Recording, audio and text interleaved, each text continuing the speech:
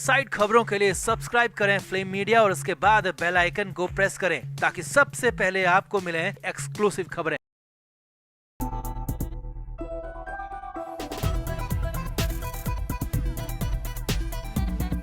महाराष्ट्र में ईडी की लगातार और ताबड़तोड़ कार्रवाई चल रही है। पहले अनिल देशमुख को पकड़ा गया और जेल के अंदर भेजा, तो फिर नवाब मलिक के मामले ने तो जबरदस्त तूल पकड़ लिया और सबसे ज्यादा विवाद मलिक के ही मामले में हुआ। मलिक के लिए कई जगहों पर रेड हुई, कई जगह सबूत और गवाह तलाशे गए। यही नहीं, इसके बाद शिवसेना नेता संजय राउत के भी कुछ करीबियों पर ईडी का एक्शन हुआ।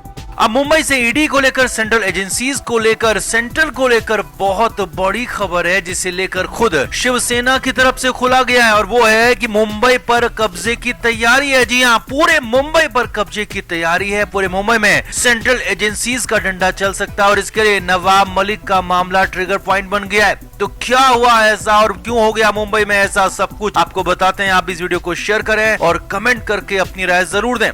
तो नवाब मलिक का मामला न सिर्फ मुंबई और महाराष्ट्र बल्कि पूरे देश भर में चर्चा की वजह बना हुआ है। मलिक को लेकर हर रोज नई खबरें आ रही हैं, मलिक को लेकर हर रोज कुछ न कुछ अपडेट हो रहा है। अब इधर सबसे बड़ी खबर मुंबई से ही है और मुंबई को ही लेकर है और बड़ी बात यह है कि इस मामले में भी ट्रिगर पॉइंट नवाब मलिक का ही मामला बन गया है। जी हाँ, ऐसा ही कुछ सामने नजर आ रहा है, ऐसा ही कुछ दिख रहा है और ऐसा ही कुछ बताया भी जा रहा है। असल में नवाब मलिक डी गैंग से संबंध और मनी लॉन्ड्रिंग के मामले में जेल के अंदर बंद है और फिलहाल उन्हें राहत मिली नहीं है। खुद पीएम मोदी भी नवाब मलिक पर एक्शन का जिक्र कर चुके हैं और ईडी की कार्रवाई को सही भी बता चुके हैं। यानी कि नवाब मलिक को राहत मिलने वाली फिलहाल नहीं है बल्कि आफत बढ़ने वाली है और इसी आफत का खुलासा, इसी आफत को डिकोड शिवसेना के नेता संजय राउत ने किया है। शिवसेना नेता संजय राउत ने बड़ा नहीं बल्कि बहुत बड़ा दावा किया है कि सेंट्रल एजेंसीज के जरिए केंद्र की बीजेपी सरकार मुंबई पर कब्जे की तैयारी कर रही है। जी हाँ, ये बहुत बड़ी बात, बहुत बड़ा दावा संजय राउत ने किया है। संजय राउत ने कहा है कि मुंबई में बीजेपी के नेता किरीट सोमैया के साथ कुछ और बीजेपी के नेता, कुछ बिजनेसमैन और कुछ बिल्डर इसमें शामिल हैं। संजय राउत ने कहा कि इन लोगों ने प्रपोजल तैयार किया है कि मुंबई को केंद्र सरकार के हवाले कर दिया जाए। जी हाँ, बड़ा प्रपोजल यही है कि मुंबई को केंद्र यानी कि मोदी सरकार के हवाले कर दिया जाए, यूनियन टेरिटरी बना दिया जाए। जी हाँ, मुंबई को लेकर शिवसेना नेता ने बहुत बड़ा दावा किया है, खुलासा किया है।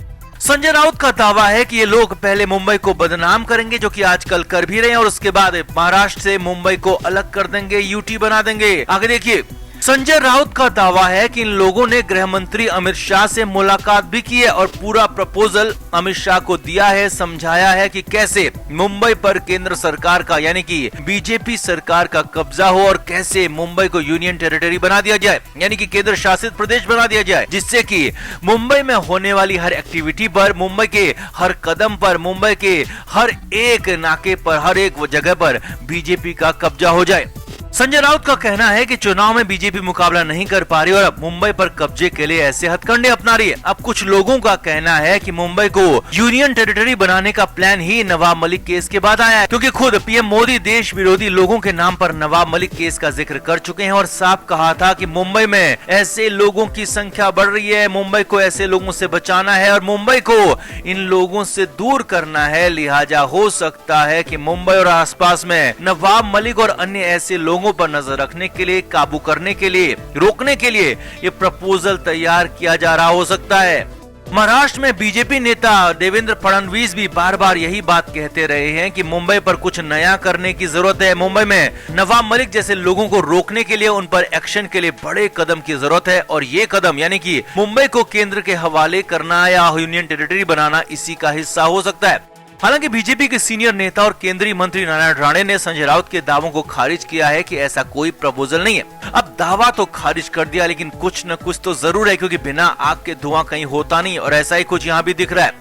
नवाब मलिक केस के बाद से लगातार मुंबई में हलचल बढ़ी है। खुद सीएम उद्धव ठाकरे के करीबियों पर ईडी ने एक्शन लिया, संजय राउत के करीबियों पर ईडी ने एक्शन लिया और दिखा दिया कि आगे क्या होने वाला है। ये सिर्फ ट्रेलर है, लिहाजा अगर संजय राउत का दावा सही भी निकले तो हैरानी नहीं होगी। यानी कि कुल मिलाकर सवाल मुंबई का है, मुंबई की जगह का है, मुंबई की अहमियत का है, इसीलिए तो इतना सब कुछ यहाँ पर हो रहा है। तो आपका क्या मानना है कि मुंबई को महाराष्ट्र का ही हिस्सा रहना चाहिए और महाराष्ट्र की ही राजधानी रहनी चाहिए, या फिर मुंबई को केंद्र शासित प्रदेश यानी कि यूनियन टेरिटरी बना दिया जाए और केंद्र सरकार के हिसाब से मुंबई को चलाया जाए? आपका क्या मानना है, आपकी क्या राय है? आप भी कमेंट बॉक्स में अपनी राय जरूर दें, क्योंकि आपकी राय बेहद जरूरी है, और वीडियो को शेयर भी करें।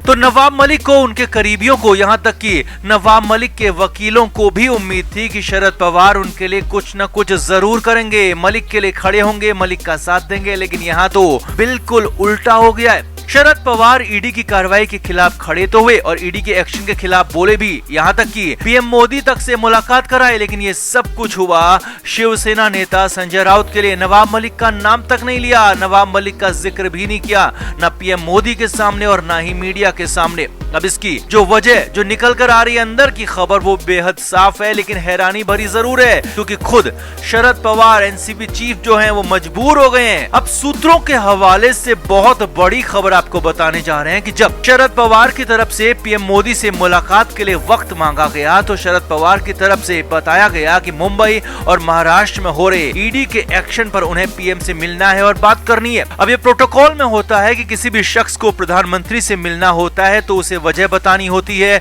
और कितनी जरूरी ये वजह है इसका भी उल्लेख पूरा करना होता है। अब सूत्रों के मुताबिक शरद पवार की तरफ से बताया गया कि वो ईडी के एक्शन को लेकर पीएम मोदी से मिलना चाहते हैं, बात करना चाहते हैं। अब यहाँ पर सूत्रों के हवाले से बड़ी खबर ये है कि पीएम मोदी और उनके ऑफिस की तरफ से दो टूक शब्दों में कहा गया कि देश विरोधी लोगों की बातों को इसमें शामिल नहीं किया जाएगा, देश विरोधी कामों में शामिल लोगों पर कोई बात नहीं होगी, कोई जिक्र नहीं होगा। बाकी पवार साहब का स्वागत है, वो आकर पीएम मोदी से मुलाकात कर सकते हैं, और इसके लिए शरद पवार को वक्त भी दे दिया गया, समय तय कर दिया गया। अब यहाँ पर सबसे बड़ी और समझने वाली बात यह है कि दो टूक शब्दों में शरद पवार से साफ साफ कहा गया था कि देश विरोधी कामों में शामिल लोगों की कोई बात नहीं होगी। अब यहाँ पर समझिए, नवाब मलिक पर देश विरोधी लोगों के साथ मिलकर काम करने, डी गैंग के साथ संपत्ति के लेन देन और मनी लॉन्ड्रिंग तक के आरोप हैं। अब साफ साफ तो यहाँ पर कुछ नहीं कहा गया, लेकिन इशारा साफ था कि नवाब मलिक पर यहाँ कोई बात नहीं होगी, मलिक का जिक्र भी नहीं होगा, क्योंकि उनका नाम देश विरोधी लोगों के साथ जुड़ रहा है और डी गैंग के साथ जुड़ रहा है। और एक तरह से